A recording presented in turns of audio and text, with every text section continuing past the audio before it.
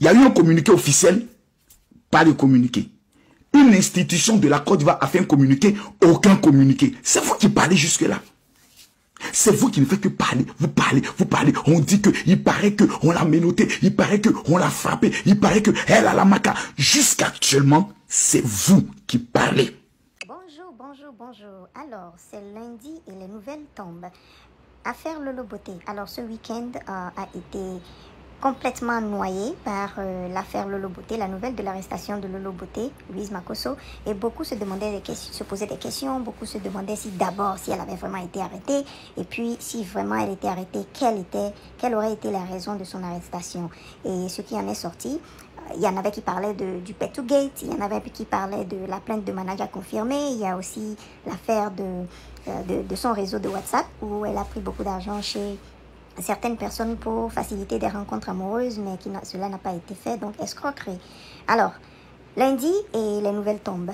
Samedi, dimanche, je crois que c'était hier que Makosso est sortie suite à la vidéo qui faisait le tour des réseaux sociaux où Taliban Choco déclarait haut et fort que Lolo Beauté avait été arrêtée pour possession de, vous savez quoi. Et Loli, la fracasseuse, a rediffusé la vidéo avec ses commentaires à elle et Makosso n'a pas aimé du tout. Aujourd'hui, c'est lundi et nous avons des nouvelles. Quelle est la vraie raison de l'arrestation de Louise Makosso Lolo Beauté? Alors, il y a un communiqué officiel. Il y a un communiqué officiel venant de la plateforme de lutte contre la cybercriminalité. Ça confirme l'arrestation de Lolo Beauté avec sa photo et ça décrit, ça parle de arrestation pour atteinte publique à la pudeur. Et il nous explique c'est quoi l'atteinte publique à la pudeur et les conséquences qui en découlent. Alors, on va lire le communiqué. Qui est tombé aujourd'hui, très tôt ce matin, aux premières heures de la plateforme de lutte contre la cybercriminalité. Alors, ça dit ceci. La recherche du buzz à tout prix peut conduire en prison.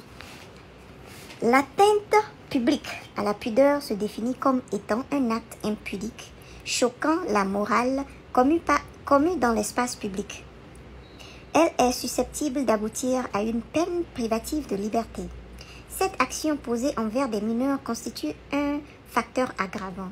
La publication Internet librement accessible représente l'espace public virtuel à protéger autant que l'espace public physique. Exposer sa nudité, avoir une posture indécente ou encore tenir des propos outrageants et impudiques constitue un outrage à la pudeur fortement réprimandé par la législation. C'est ce à quoi s'expose LM. Par LM, ils veulent dire Louise Makosso, donc Lolo Beauté. C'est ce à quoi s'expose LM, auteur du dit délit. Le 26 février 2023, les internautes de l'espace public, vieux, jeunes, mineurs, ont été choqués de voir exposer la nudité de Louise Makosso, cette influenceuse suivie par plus de 100 000 abonnés et dont la vidéo sont largement relayées, est une récidiviste. Sans se soucier de l'infraction qu'elle commettait devant les centaines de milliers de témoins médusés, elle assumait son acte. Rappelons que quelques années plus tôt, des mises en garde lui furent adressées par Monsieur le procureur de la République, et ce pour les mêmes faits.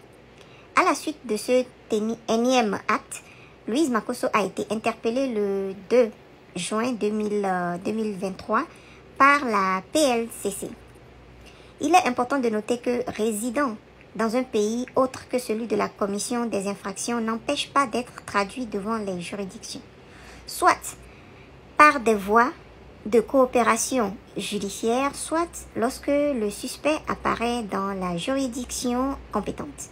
Il est bien dommage pour certains influenceurs qui, au lieu d'être des modèles pour leurs abonnés et pour les jeunes générations, sont plutôt des antivaleurs influençant négativement la société. Ces chercheurs de buzz à tout prix doivent s'imposer pour limiter la loi de la morale.